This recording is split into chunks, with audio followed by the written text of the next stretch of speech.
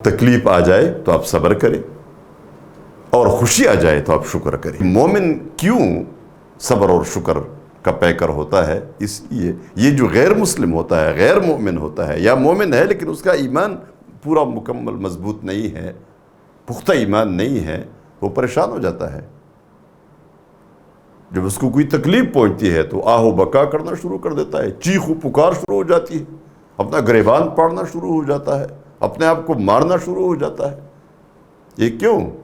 وہ کہتا ہے بس میرا تو یہی کچھ تھا، اور میرا نقصان جب ہوا تو میری وجہ سے ہوا، یہ میں نے کچھ نقصان کیا اس لیے یہ سب کچھ ہوا۔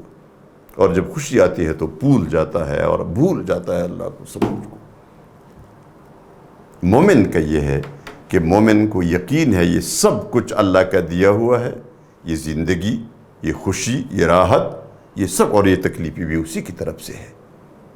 اور جب یہ سب کچھ اسی کی طرف سے ہے تو اس کی طرف سے آنے والی تمام تکلیفوں پہ صبر کرنا، اور جو خوشی آتی ہے ان پہ ہم شکر ادا کریں۔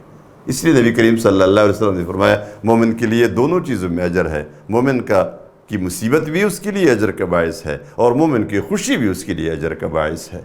وہ اس لیے کہ مومن پہ جب کوئی تکلیف آتی ہے، کوئی مصیبت آتی ہے تو یہ اللہ کی طرف سے آنے والی اس مصیبت پہ صبر کرتا ہے، کہتے ہیں اللہ کی طرف سے ہے۔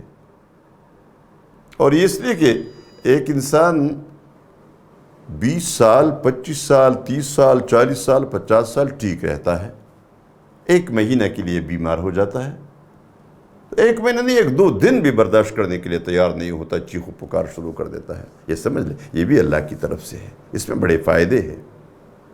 کوئی اور مصیبت، کوئی تکلیف، کوئی فوت ہو گیا، کوئی بچہ فوت ہو گیا، باپ فوت ہو گیا، بھائی فوت ہو گیا، تو اللہ کی تقدیر پر اس کا ایمان ہوتا ہے، اپنی اس مصیبت پر صبر کرتا ہے، اس کے لیے اجر کا باعث ہے۔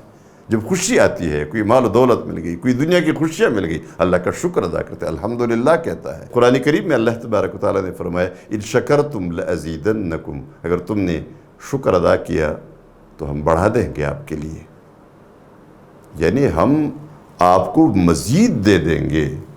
لیکن اگر آپ نے شکر نہیں کیا تو ظاہر بات ہے پھر اللہ کا عذاب بڑا سخت ہے، پھر وہ واپس لے لے گا۔ تو صبر اور شکر میں آپ کو مزید فائدے ملنے ہیں، آپ کو مزید خوشیاں ملنی ہیں۔ لیکن جس نے صبر نہیں کیا وہ تھوڑی دیر کے بعد پریشان ہو گئی، یہ میں نے کیا کیا، یہ تو میں نے بہت بڑی غلطی کی، پھر وہ معافیہ مانگتا ہے، پھر شرمندگی اٹھانی پڑتی ہے۔ اس سے بہتر یہ ہے کچھ وقت کے لیے صبر کرو۔